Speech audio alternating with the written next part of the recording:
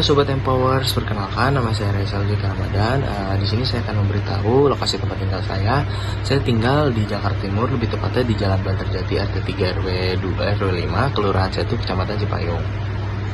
Baik, di sini saya akan menjelaskan tentang Ecological Empowerment Through Lifelong Learning, di mana sebelumnya saya akan menjelaskan tentang Ecological Empowerment Through Lifelong Learning, di mana itu ialah pemberdayaan individu dan masyarakat untuk memahami, peduli, dan bertindak dalam menjaga ekologis lingkungan. Nah, pembelajaran ini melalui proses pembelajaran sepanjang hayat, dalam kata lain meningkatkan kesadaran untuk peduli akan lingkungan sekitar. Di slide yang kedua ini, mengapa isu ini penting? Dengan adanya Ecological Empowerment Through Lifelong Learning, masyarakat dapat meningkatkan kesadaran dan kemampuan dalam menjaga kelestarian lingkungan, di mana melalui pembelajaran sepanjang hayat, masyarakat dapat memahami isu ekologis, mengembangkan keterampilan ramah lingkungan, dan berpartisipasi aktif dalam pelestarian alam. Selain itu, pemberdayaan ekologis membantu masyarakat beradaptasi dengan perubahan zaman dan mendukung tercapainya pembangunan berkelanjutan. Baik, di slide selanjutnya saya akan menjelaskan tentang kondisi ekologis di lingkungan saya, di mana dalam PowerPoint terlihat gambar sampah yang menumpuk serta jentik-jentik yang berada dalam wadah genangan air. Di lingkungan saya kemarin, beberapa waktu lalu terjadi permasalahan serius terkait kebersihan dan kesehatan. Banyak warga yang membuang sampah pada selokan dan di belakang rumahnya, di mana mengakibatkan selokan tidak berjalan semestinya, tidak adanya air yang mengalir. Apalagi ketika hujan, di mana cuaca sekarang tidak signifikan. Hujan yang deras terus-menerus turun membuat selokan meluap dan menumpukan sampah. Akibatnya muncul banyak genangan air yang menjadi tempat berkembang biaknya jentik-jentik nyamuk. Jadi beberapa warga bahkan sempat terserang penyakit demam berdarah, sehingga masyarakat yang lainnya ikut merasa khawatir akan hal itu. Nah, melihat kondisi tersebut, Ketua RT bersama warga berinisiatif mengadakan kegiatan gotong royong setiap hari Sabtu pagi. Jadi, seluruh warga turun tangan untuk membersihkan selokan, mengumpulkan dan memilah sampah, serta menutup tempat-tempat yang berpotensi menjadi sarang nyamuk. Tidak hanya itu, dibentuk juga tim jentik yang terdiri dari ibu-ibu PKK dan remaja Karang Taruna. Mereka bertugas melakukan pemeriksaan jentik nyamuk di setiap rumah secara bergilir setiap minggunya. Jadi, kegiatan ini tidak hanya membuat lingkungan menjadi lebih bersih, tetapi juga meningkatkan rasa kepedulian dan kebersamaan antar warga. Anak-anak pun juga ikut terlibat untuk menjaga kebersihan dengan cara membuang sampah pada tempatnya dan menutup bak air di dalam rumah. Jadi, dari kegiatan tersebut, lingkungan kami menjadi lebih asri, bebas dari bau tidak sedap, dan kasus penyakit akibat nyamuk menurun.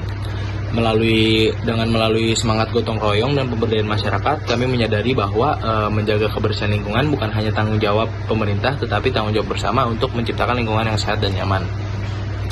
Dari kasus tersebut dapat diambil pembelajaran bahwa pemberdayaan ekologis tidak hanya dilakukan melalui pendidikan formal, tetapi melalui pembelajaran sepanjang hayat atau lifelong learning di lingkungan masyarakat. Warga belajar secara langsung dari pengalaman mereka dalam menghadapi permasalahan sampah dan jentik-jentik nyamuk.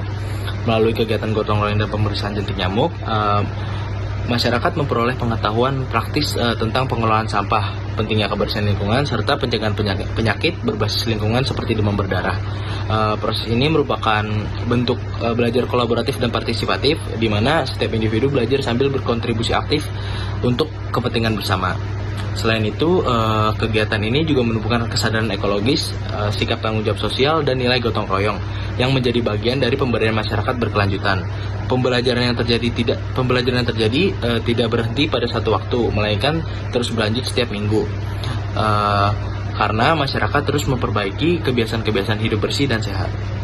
Dengan demikian, kasus tersebut menunjukkan bahwa pemberdayaan ekologis melalui pembelajaran sepanjang hayat dapat dimulai dari hal-hal yang sederhana di sekitar kita, seperti menjaga kebersihan lingkungan dan bekerja sama dalam kegiatan sosial untuk menciptakan lingkungan yang sehat, aman, dan berkelanjutan.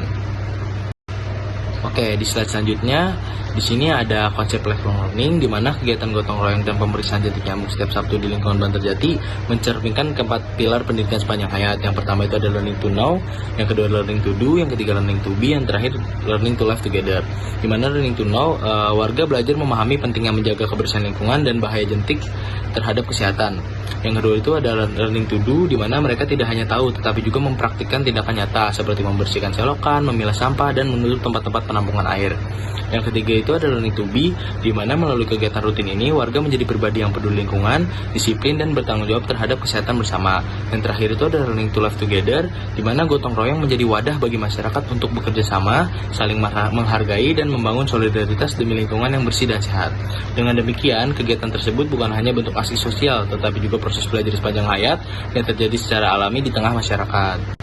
Nah, di slide yang ini saya akan menjelaskan peran lifelong learning. Jadi di sini ada 3 gambar, saya akan menjelaskan secara satu persatu. Di mana gambar yang pertama itu dijelaskan bahwa lifelong learning menyatakan bahwa pembelajaran itu tidak akan pernah ada habisnya hingga akhir hayat nanti. Di gambar yang kedua menjelaskan bahwa lifelong learning menciptakan wadah untuk membangun jejaring sosial dan mudahnya beradaptasi. Di gambar yang terakhir itu dijelaskan bahwa lifelong learning dapat merubah pola pikir akan kepedulian terhadap lingkungan agar terus keberlanjutannya lingkungan yang aman, ramah, dan damai. Jadi dari kegiatan tersebut saya belajar bahwa perubahan positif di lingkungan tidak harus dimulai dari hal-hal yang besar, melainkan dari kesadaran dan tindakan kecil yang dilakukan bersama secara berkelanjutan.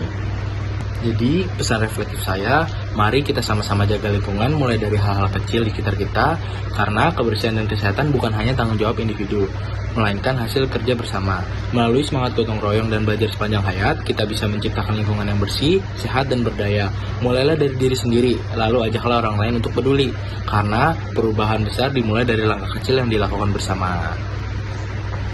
Oke, sebelum saya mengakhiri video explain saya ada sedikit kata-kata di mana bumi tidak membutuhkan manusia yang paling cerdas, tetapi bumi membutuhkan manusia yang masih mau terus belajar dan peduli akan lingkungannya. See you Empowers!